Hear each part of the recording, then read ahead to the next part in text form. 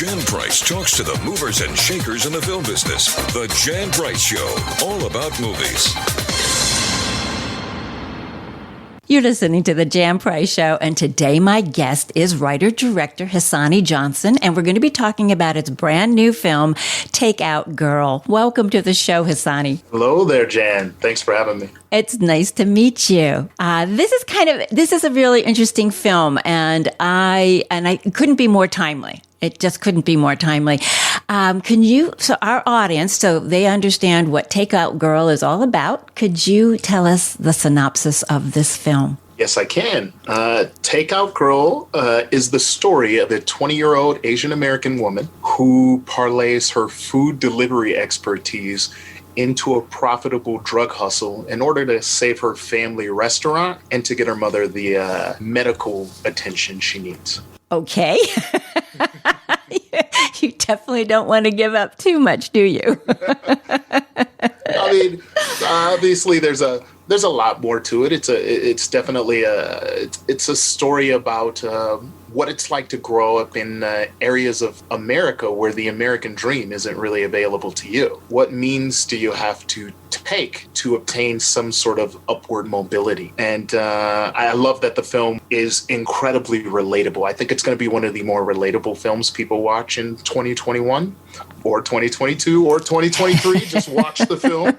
I think it is a story about nature versus nurture. It's a story that will make a lot of people reevaluate the idea of criminality as it being a black or white issue. I think this film is all about the gray area of criminality, and I hope it sparks conversations about the connections between us all, regardless of race, and how we should treat each other, because you never know how close you might be to someone. I hope it sparks conversation about criminality and essentially the crime and punishment culture that we live in, as opposed to having some middle ground for legit rehabilitation, or even evaluating someone's crime and realizing that it wasn't a crime of malice, it was a crime of desperation, and getting that person the help they deserve.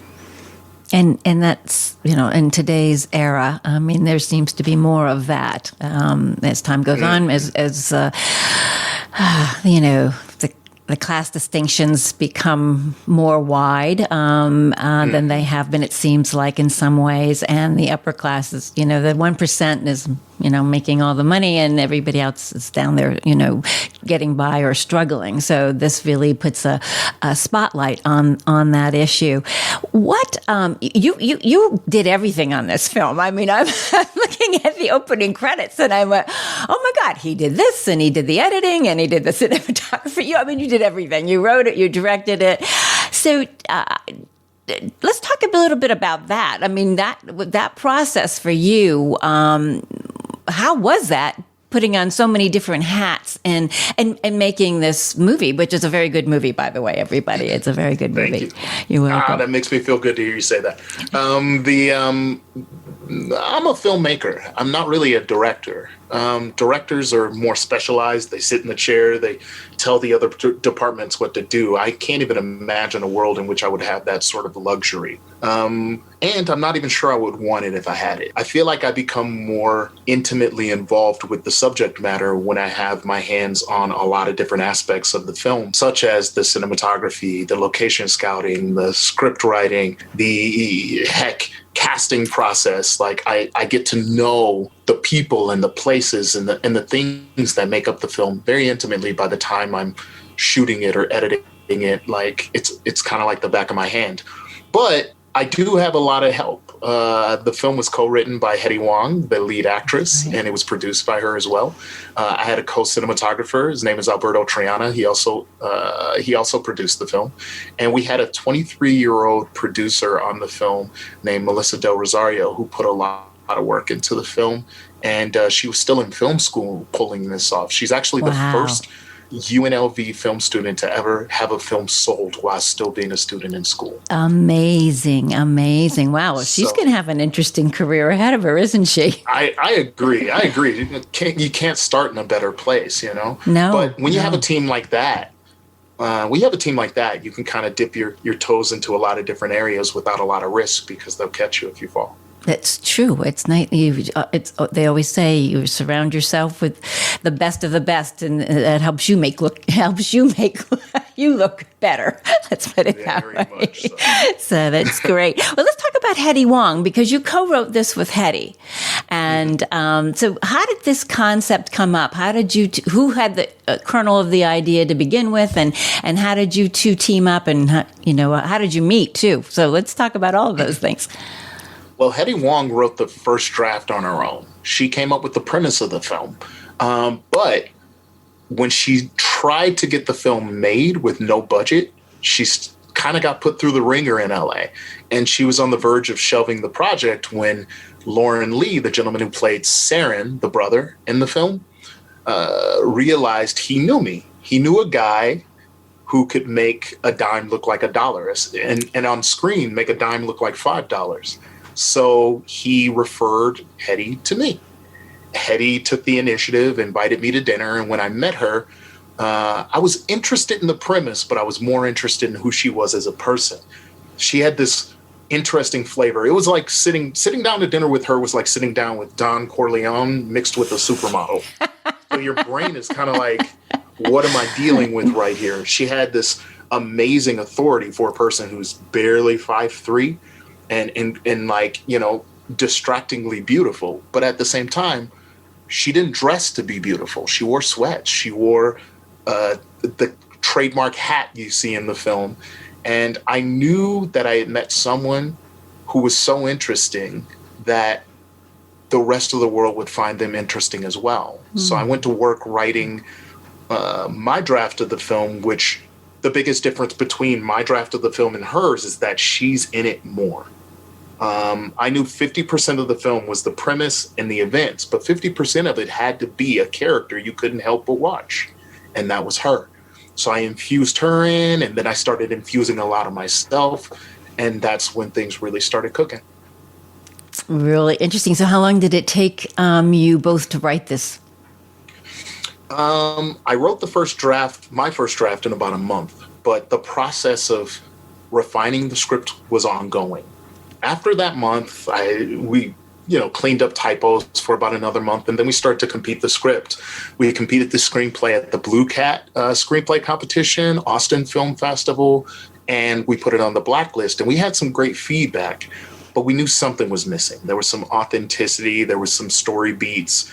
So as I went into pre-production, starting to gather the tools and the people and the places needed to make this film, I would also take little revisionist stabs at the film, adding things, taking things out, refining it. And I continued that process until about a month before we shot. So all in all, it was about a 2-year process of just refining the script over and over again before I felt comfortable enough to shoot it. And that doesn't even include all the changes we made on set, because I think my biggest fear is putting something on screen that was the best I was and not the best I am. So even on set, I think I'm better than I was the day before, and I want to find a new spin to the same scene. So how long then after you completed the script to get the financing together and actually start the film? I financed the film out of my pocket, actually, with my savings. Wow. And I had a little bit of help from an angel investor. It wasn't a lot, though. It was like used car money, but it helped. Yeah. And he, there were no strings attached. He really just wanted to help a passionate filmmaker get farther along, and he did that. And I have a great relationship with him to this day. It took 15 days of shooting with about 7 or 8 crew members, and then 25 more with a crew of 3, which was comprised of myself, Melissa Del Rosario, our producer, Alberto Triana, our cinematographer and producer, and then, of course, Hisonni in front of the camera. So it was a 40-day adventure, 15 days of which were during the Las Vegas summer. Ooh. Yeah, it was rough. Ooh, not a good Yeah, that was my biggest mistake. I had some serious hubris thinking I could take on the Las Vegas summer. Oh, yeah. I didn't think my skin would ever heal. But I can only imagine. I was going to ask you where you filmed it. So it was filmed mostly in Las Vegas, or where else was it filmed? We shot 90% of the film in Las Vegas, and then about 10% of it in Southern California, in the Inland Empire, Riverside. So the interiors were filmed mostly in Las Vegas. Mostly in Las Vegas. Yeah, we cheated it. That was the great part about, like, when I met Hetty, I lived in Southern California still. I lived in the Inland Empire. But in between deciding if I was going to do the film or not, I moved to Las Vegas. And I met some of the best people I've ever known here in Las Vegas. And the quality of life is better. Your dollar stretches a little bit farther. Mm-hmm. And fortunately for us, that those things kind of washed over into filmmaking. You know, there's that old adage of you can make a film fast, cheap, or good. Pick two. Well, we didn't have money, so it had to be cheap. And I chose to go slow, which made the film great. The slower I went, the better the film turned out. So it was really just doing the legwork of running around Las Vegas aimlessly in my car, waiting for locations to jump out at me. Things that had great natural light, things that had bathrooms and power, and places that could accommodate my crew and my equipment, and places that were film friendly. These are luxuries I didn't feel like I had in Los Angeles because I lived there. And one thing I never felt like I had in Los Angeles was time. Like, I can't even park my car long enough without worrying about it getting towed or ticketed. Or, you know, I never did figure out the Rubik's Cube that is the parking system in LA. So how could I, you know, and then traffic's terrible. So how could I drive around aimlessly for weeks on end to find the locations that would accommodate us, fit our budgets? And you know, it just seemed impossible to do it where it actually belongs. So I figured I'd put the time into doing it where I could. Perfect. And you know, and it turned out great in that respect too, because you can't tell where it's filmed, you know, at all. Right. So, and that's good. You know, sometimes you can figure it out where you are, when that depends on whether you should or shouldn't, you know where they filmed something. So, I mean, lots of times I look, I go, okay, did they film? It's supposed to be New York, but it looks like it could be Toronto.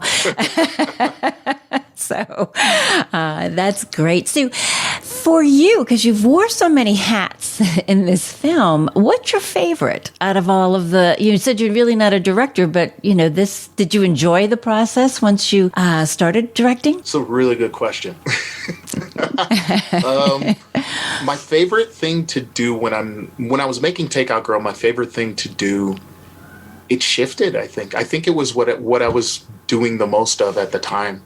I think I'm very weird like that. I tend to work in phases. When I'm writing, I love writing. When I'm location scouting, it's my favorite thing in the world. When I'm shooting the key art, it's what I'm most engaged in. As a matter of fact, I started making films when I was 12. And the reason why filmmaking grabbed me is because my life was filled with anxiety and essentially real life threats that would induce anxiety. I was never safe. I never felt secure. I'm from Milwaukee, Wisconsin, which is the most segregated city in America. Right now. I'm from a zip code there. Yeah. I'm from 53206, which is the zip code where more black men are thrown in jail per capita than any other place in the world. Forbes voted Milwaukee the worst place in America to grow up black. Wow. And the real tragedy about growing up in Milwaukee is people hear that word and they hear Wisconsin and they don't assign to you the survivor status that you deserve coming from a place like that. They hear Chicago and they think war zone. They hear New York, they think it's terrible, but they don't think that with Milwaukee. So you don't get the same considerations even.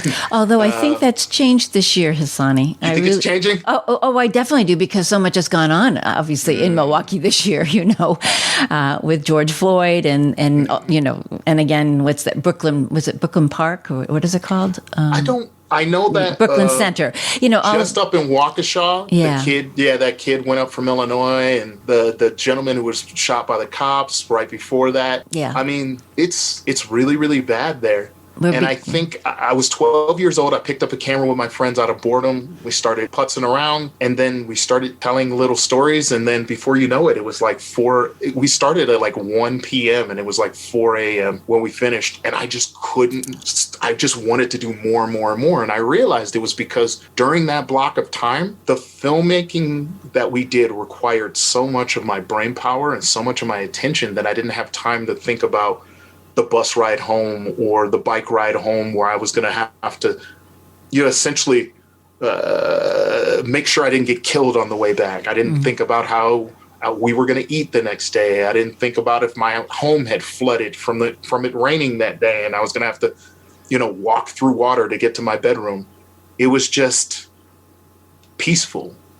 It was peaceful because for once my brain couldn't wander off in a bad direction. And to this day, I would rather deal with the rigors of being asked to do 1,000 things on set than to know that the outcome of it is going to be a positive message, a message of that reaches people and maybe sparks conversation, as opposed to just standing by helplessly and watching what's happening in the world and just letting it tear me apart. What a beautiful story. A beautiful story, and just how film has transformed your life at a young age, even, and that's so powerful. So powerful. Very That's much so. the power of films. That's why I love what I do, and talking to filmmakers, independent filmmakers and documentarians, because they're passionate about what they're doing, and many just like yourself starting off your career. So it's kind of exciting, and I'm always interested in how people get started. So that's a very interesting. And again, it sounds like you love every part of every aspect of this. Yeah, I mean, they all feel. I always give this analogy. It feels, directing is wonderful. It's like having a popcorn factory. But when you do the cinematography, it's like owning a popcorn factory and a butter company. And then when you start doing the set deck, it's like owning a popcorn factory, butter factory, and I make flavored salts. So after a while, it just feels so complimentary that it's almost like you would never think of eating bland popcorn. You would never, you'd always put butter flavoring on it. You always sprinkle a little something onto it. So they just feel so intertwined. It's one complete cohesive art to me. That's beautiful. That's beautiful. That's wonderful. And the fact is that you're talented enough to be able to do all of those things, because not everybody can.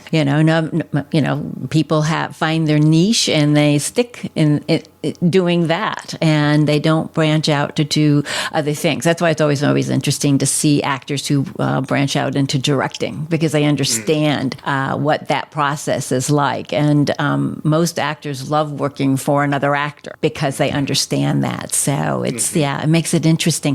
So your relation, so Hetty is beautiful, as you said. What was it like working with her? Because you both worked on the script. So what was it like to actually direct her in the film, since it was her original concept? Hetty was wonderful to work with. She's probably my favorite collaborator because she just gets it. She gets the give and take that is running your perspective through someone else's prism.